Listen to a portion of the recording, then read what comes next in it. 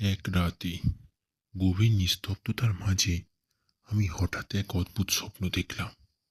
স্বপ্নে দেখি একটি পুরনো পরিত্যক্ত বাড়ির সামনে দাঁড়িয়ে আছি। চারপাশে অন্ধকার, শুধু দূর থেকে একটা অদৃশ্য বাতাসের মতো হাওয়া অনুভব করছি। বাড়ির জানলা দিয়ে রক্তিম আলোক ঝলকাচ্ছে, কিন্তু কোনো প্রাণী বা মানুষ দেখা যাচ্ছে না। হঠাৎ বাড়ির দরজাটি নিজে থেকে খুলে গেল, যেন এক কোনো অদৃশ্য শক্তি তাকে এসে ঠেলে দিয়েছে।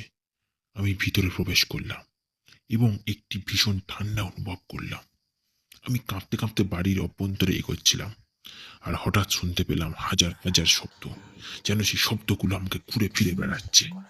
এগুলি ছিল না কথা বলার শব্দ, না অন্য কোনো শব্দ। ঘর থেকে প্রতিটি দেওয়ালে, প্রতিটি আসবাবের কোণে ভেসে আসছিল একটি পুরনো চাপা কথার ধ্বনি। কোনো এক সময় আমি শুনলাম, তুমি কি জানো কেন তোমাকে এখানে আনা হয়েছে? মনে হলো যেন ওই শব্দগুলো আমার নিজের মধ্যে থেকে বেরিয়ে আসছে, যেন সেই ভুতুরে বাড়ির মধ্যে আমি একা নই, নিজেরাই অজানা কোনো ভয়ে আমাকে শিকার বানাচ্ছিল। এমন এক সময় এক অন্ধকার আকৃতির ছায়া আমার সামনে এসে দাঁড়ালো। চোখের সামনে সমস্ত ভয়, সমস্ত হাহাকার জড়ো হয়ে এক জায়গায় এসে দাঁড়ালো। ভূতটা ছিল সেই শব্দের সমষ্টি। আর তখনই আমি দেখলাম ভূতটি নিজে নিজেই বিভক্ত হয়ে গেল হাজার শব্দের মধ্যে। প্রতিটি শব্দ যেন একটি জীবন্ত চেতনা।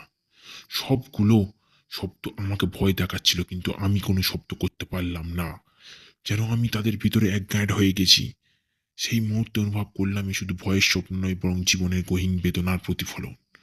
ভূতের মুখে এক অদ্ভুত হাসি, আর তার পিছনে হাজার হাজার শব্দ মিশে গেছিল। আমি কিছু না বলে ঘর থেকে বেরিয়ে আসলাম, আর সেই স্বপ্নের সাথে সাথে এক অদ্ভুত সাহায্য খুঁজে পেলাম। ভয়ের শব্দ কখনোই থামে না, সে শুধু বদলেই যায়। এভাবেই স্বপ্ন দেখতে দেখতে সকাল হয়ে গেল, এবং এভাবেই ভাঙতে ভাঙতে শেষ হলো সেই রাতে ভূতের স্বপ্ন।